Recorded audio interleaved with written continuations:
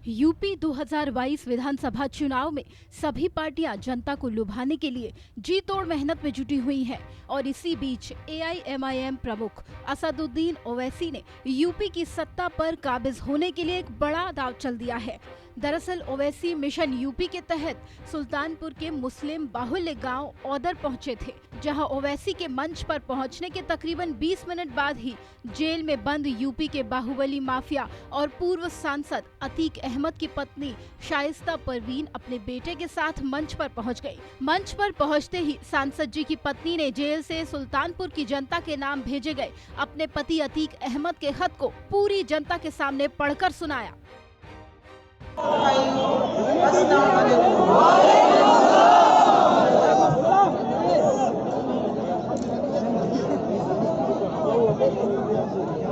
आपके भाई सांसद अतीक अहमद के एहतिया और वाइफ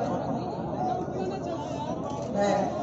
आप सोच रहे होंगे कि हम यहाँ क्यों आए हैं, लेकिन हम सियासत में हैं।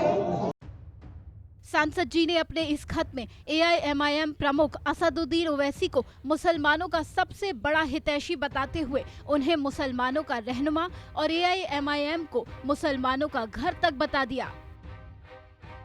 को अपना नेता नहीं माना और यही सबसे बड़ी गलती थी। आज अल्लाह का शुक्र है, एक लीडर हमें मिला है, बिल्कुल बेदाग और पाक सियासी शऊर रखने वाला एक बहादुर रहनुमा हमें मिला है, जिसका कोई सानी पूरे हिंदुस्तान में नहीं है। इतना ही नहीं, सांसद जी ने तो मुसलमानों को दूसरों के घर में न रहने और दूसरों का झंडा न उठाने की नसीहत भी दे डाली और कहा, ये लड़ाई सांसद विधायक बनने की नहीं है, बल्कि ये लड़ाई पूरे मुल्क में हिस्सेदारी की है। बल्कि हमारी जो तादाद है, उस तादाद के हिसाब से पूरे मुल्क में अपनी बात है। अब दूसरे की बेगारी और मजदूरी नहीं करेंगे और न दूसरे का झंडा ढोएंगे।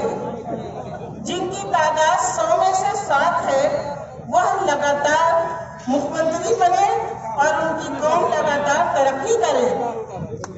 मुसलमानों की तादाद 100 में से 22 है।